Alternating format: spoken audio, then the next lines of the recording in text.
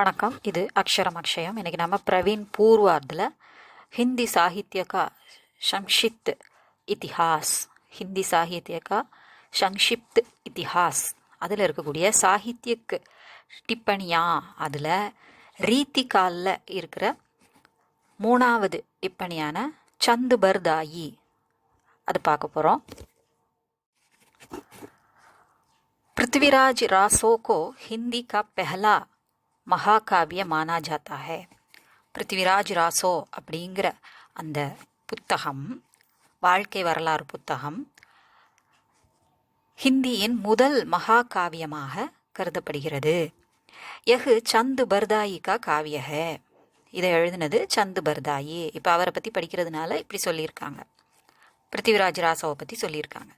इसलिए उनको हिंदी का प्रथम कवि माना जाता है. முதல் மகாகாவிய இதுவாக இருக்கும்போது முதல் கவிஞராகவும் ஹிந்தியின் முதல் கவிஞராகவும் இவரை சந்து பர்தாயை நம்ம சொல்லலாம். சந்த் दिल्ली के अंतिम हिंदू सम्राट पृथ्वीराज चौहान के सामंत और राजकवि थे. पृथ्वीराज चौहान அப்படிங்கிற அந்த ராஜா, தில்லியில் இருந்த கடைசி ஹிந்து ராஜா, அதை ராஜான்னு கூட சொல்லலை, சக்கரவர்த்தின்னு சொல்கிறாங்க, சம்ராட்டுன்னு சொல்கிறாங்க. அவரது சாமந்த் மந்திரியாக இருந்தார். அது மட்டும் இல்லை, ராஜ கவியாகவும் இருந்தார். ஏ பட்டு ஜாதிக்கே ஜஹாத் கௌத்ருகேத்தே. ஸோ அவர் எந்த இனத்தை சேர்ந்தவர்னு சொல்லியிருக்காங்க. பட் அப்படிங்கிற ஜாதியை சேர்ந்தவர், ஜகாத் அப்படிங்கிற கோத்திரத்தை சேர்ந்தவர். कहा जाता है कि पृथ्वीराज और चंद दोनों का जन्म एक ही दिन में हुआ और उनकी मृत्यु भी एक ही दिन में हुई. ஸோ இருவருமே ஒரே நாளில் பிறந்தனர், அவங்க இறக்கும்போது கூட ஒன்றாகவே இறந்தனர், ஒரே நாளில் தான் இறந்தார்கள் அப்படின்னு சொல்லப்படுகிறது.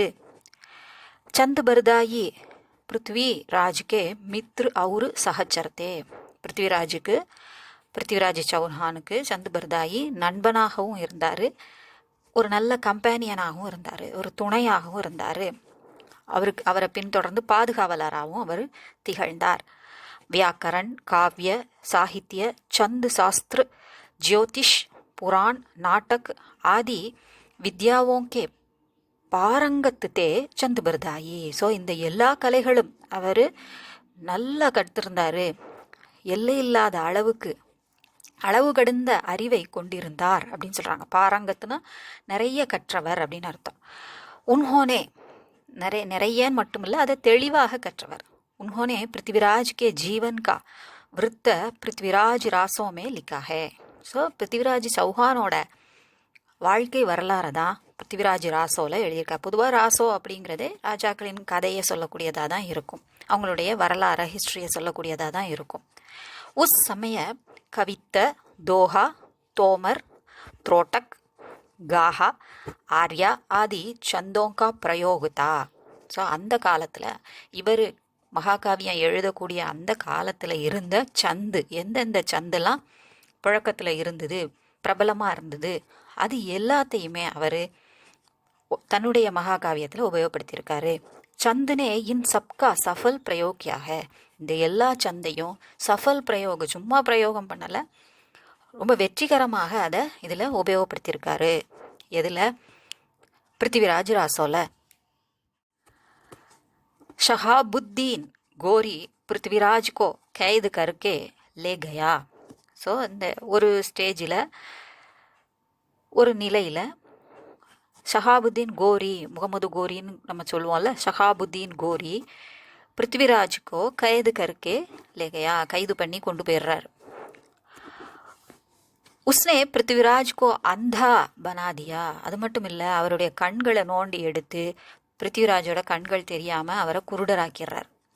தப் சந்துனே ராசோக்கி புஸ்தக் अपने पुत्र जलहन को देकर उसकी पूर्ति करने को कहा. ஸோ இவர் சந்து அவரை பிரிஞ்சு இருக்க முடியல, அதனால் தன்னுடைய மகனான ஜல்ஹன் அவர்கிட்ட கொடுத்து, நீ இந்த ராசோவை கம்ப்ளீட் பண்ணு, இனிமேல் நடக்க போகிறத நீ எழுதி முடிக்கணும் அப்படின்னு சொல்லிட்டு போகிறார், பொறுப்பு ஒப்படைச்சிடுறார்.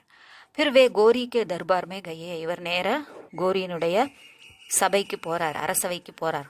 उनके कहने पर गौरी ने पृथ्वीराज के शब्द भेदी बाण चलाने की कला देखनी चाहिए. இவர் போய் பிருத்திவிராஜி கண்ணை தானே நீ நோண்டி எடுத்த, அவரை குருடா ஆக்குனில, ஆனால் அவர் கண்ணு தெரியாமலேயே கண்ணு பார்க்காமலேயே அவரால் அம்பை இது ஒரு ஆளை கொல்ல முடியும். ஷப்து பேதி அப்படின்னா ஷப்து ஒலி, இந்த இடத்துல சப்தத்தை கேட்டு பேதி அது அந்த இடத்துல எங்கேருந்து சப்தம் வருதோ அந்த இடத்துல அம்பை செலுத்தி அந்த உயிரை கொல்ல முடியும். அந்த அளவுக்கு அந்த பானம் செலுத்தக்கூடிய அந்த டேலண்ட்டு பிருத்திவிராஜுக்கு இருக்குது அப்படின்னு சொல்லி சந்து சொன்னதை கேட்டவுடனே எங்கே நானும் பார்க்குறேன் அப்படின்னு அந்த பான் செலானேக்கி கலா, அந்த கண் பார்க்காம கண்ணால் பார்க்காம சத்தத்தை மட்டும் வச்சு பானத்தை அம்பை செலுத்தக்கூடிய அந்த கலையை தேக்கினி சாஹி கோரி பார்க்க விரும்பினான். இவர் வேணும் தான் அவர் சந்து சொல்லியிருக்கார். அப்படி அவருடைய அழிவுக்காக. பிருத்திவிராஜ் கோ தர்பார் மே புலாயா கயா. அதனால் பிருத்திவிராஜ் தர்பாருக்கு அழைக்கப்படுகிறார். पृथ्वीराज ने एक बाण में निशाने पर டீக் மாறா. ஸோ அவங்க ஒரு டெஸ்ட் பண்ணுறதுக்காக ஒரு ஒலியை எழுப்பி அதில் இவர் அம்பு எய்கிறாரா அப்படிங்கிறதுக்கு பண்ணுறாங்க. அந்த ஒலியை பார்த்து கரெக்டாக அந்த நிஷானா வந்து இந்த இடத்துல நிஷானானா அந்த டார்கெட்டு, இந்த இடத்துல டார்கெட் என்னது, சத்தம்தான். ஸோ அந்த ஒலியை அவங்க எழுப்புறாங்க. அந்த டார்கெட்டில் கரெக்டாக அவர் அம்பு எய்கிறாரு. உடனே கோரி சந்தோஷத்தில் அதாவது பாராட்டுறாரு. கோரினே ஷபாஷ் சில்லாயா தோ தூசரா பான் கோரி பர் லகா அவர் வகு மாறா கயா. அவர் ஷபாஷ்னு கத்தினோடனே அந்த சத்தம் வந்த இடத்துல அவர் உடனே பிருத்திவிராஜ் அம்பு போடுறாரு. 2வது அம்பு கோரி மேலே போய் பட்டு அவர் கொல்லப்படுகிறார். மாறா கயா கொல்லப்படுகிறார்.